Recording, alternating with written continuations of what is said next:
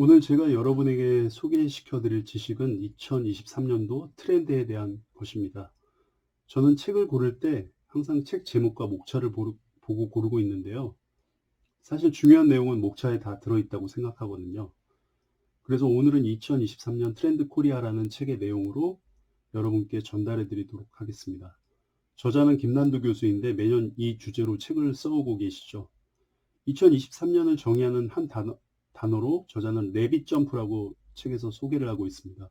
즉, 더 높은 도약을 준비하는 검은 토끼의 해라는 것이죠.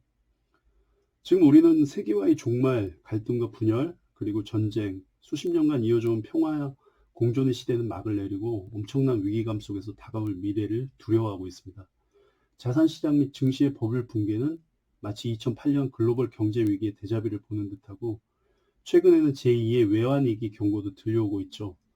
매우 부정적인 전망이 압도하는 2023년을 목전에 두고 있는 지금, 소비 트렌드 전망에서 가장 중요한 것은 무엇이 반복되고 무엇이 달라질 것인가를 구별하는 작업일 것입니다. 즉, 불황기의 소비 패턴을 과거와 비교해 보는 것이고, 또 하나는 소비의 전형성이 사라지는 시대의 흐름을 분석하는 것입니다. 이른바 평균 실종이 가장 첫 번째 키워드인 이유죠. 그러면 각각의 키워드에 대해서 한번 알아보도록 하겠습니다. 첫 번째는 평균 실종입니다. 평균, 기준, 통상적인 것들에 대한 개념이 무너지고 있습니다. 소득의 양극화는 정치, 사회 분야로 확산되고 갈등과 분열이 전 세계적인 현상이 되었죠. 소비 역시 극과 극을 넘나들고 시장은 승자 독식으로 굳혀지고 있습니다. 중간이 사라지는 시대, 평균을 뛰어넘는 여러분만의 대체 불가능한 전략이 반드시 필요한 것 같습니다. 중고거래 사이트에서 5,000원짜리 모바일 상품권 거래가 빈번하게 이루어지고 외식비를 아끼기 위해서 대형마트의 밀키트 판매가 늘어나는 와중에도 한 끼에 몇십만 원을 호가하는 한우 오마카세와 고급 호텔의 망고 빙수 열풍은 나날이 더 뜨거워지고 있죠. 그런데 중요한 것은 이들이 각기 다른 소비자가 아니라는 점이죠. 두 번째는 오피스 빅뱅입니다. 팬데믹 이후 일터로의 복귀를 거부하는 대퇴사, 최소한의 일만 하는 조용한 사직 현상이 나타나고 있습니다. 출퇴근과 워라밸, 재택과 하이브리드 근무가 뒤섞이는 가운데 과거의 직장 문화는 이제 역사 속으로 사라지고 있죠. 사원이 대리가 되고, 대리가 과장이 되고, 과장이 차장이 되고, 차장이 부장이 되고, 임원이라는 별을 따는 승진 체계는 이제 과거의 유물로 전락하기 일보 직전입니다. 아예 승진을 거부하는 움직임까지 감지되죠. 그냥 일만 하고 책임은 맡고 싶지 않다는 것이겠죠. 어차피 오래 다닐 생각이 없기 때문입니다. 이제 송두리째 달라지는 일터에서 조직과 개인은 무엇을 준비해야 하는지 고민해야 할 때인 것 같습니다. 세 번째는 체리 슈머입니다. 구매는 하지 않으면서 혜택만 챙겨가는 소비자를 우리가 흔히 체리 피커라고 한다면, 체리 슈머는 한정된 자원을 극대화하기 위해 최대한 알뜰하게 소비하는 전략적 소비자를 일컫는다고 합니다. 무지출과 조각, 반반, 공동구매 전략을 구사하는 이들은 현대판 보릿고개를 지혜롭게 넘고자 하는 진일보한 합리적 소비자들이겠죠. 네 번째는 인덱스 관계입니다. 관계의 밀도보다 스펙트럼이 더 중요해지고 있습니다. 로빈 덤바가 말한 인간관계의 적정한 수 150명이라는 것이 과연 이 시대에도 맞는 걸까 묻게 됩니다. SNS를 통한 목적 지향적 만남이 대세가 된 오늘날, 소통의 스펙트럼이 넓어지면서 관계는 여러 인덱스로 분류되고 정리됩니다. 이제 나의 친구는 어디까지일까요? 다섯 번째는 뉴 디맨드 전략입니다. 아이폰을 내놓은 스티브 잡스는 말했죠. 사람들은 자신이 뭘 원하는지 모른다. 소비자가 아예 생각지도 못한 제품을 내놓았을 때 그들은 줄을 서고 지갑을 연다고 하죠. 사지 않고는 배길 수 없는 대체 불가능한 상품.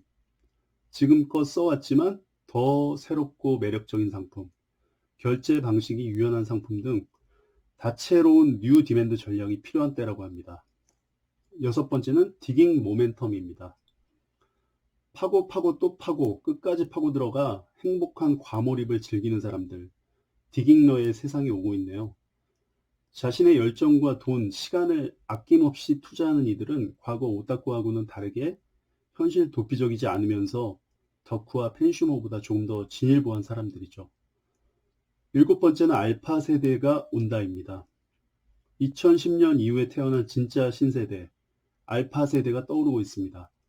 태어나서 처음 한 말이 엄마가 아닌 알렉사였다는 이들은 단순히 Z세대의 다음 세대가 아니라 완전히 새로운 종족의 시작이라고 하죠.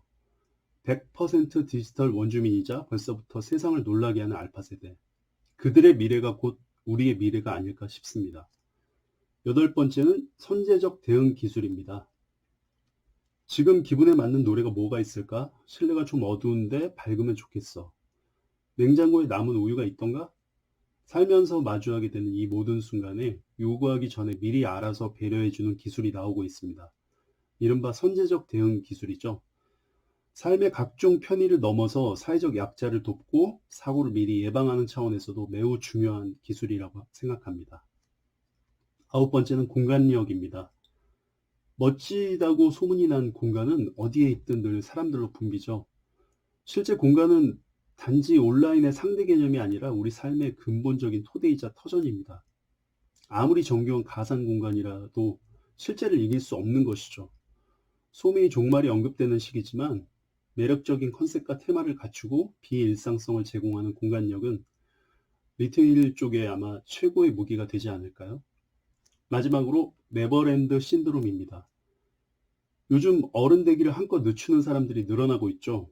모두가 어린 아이로 영원히 살아가는 곳, 즉 네버랜드의 피터팬이 되고자 하는 것입니다. 젊음을 미화하고 우상시하는 분위기 속에서 진짜 어른을 만나기 힘든 오늘날 우리는 어떻게 청춘의 열정과 어른의 지혜를 조화시킬 수 있을 것인지에 대해서 고민해 볼 필요가 있습니다. 자, 이렇게 오늘도 여러분께 2023년 트렌드에 대해 소개시켜 드렸는데 들으시고 조금의 도움이라도 되셨길 바라면서 다음 시간에 또 찾아뵙도록 하겠습니다. 이상 세상의 모든 지식 5분 컷이었습니다.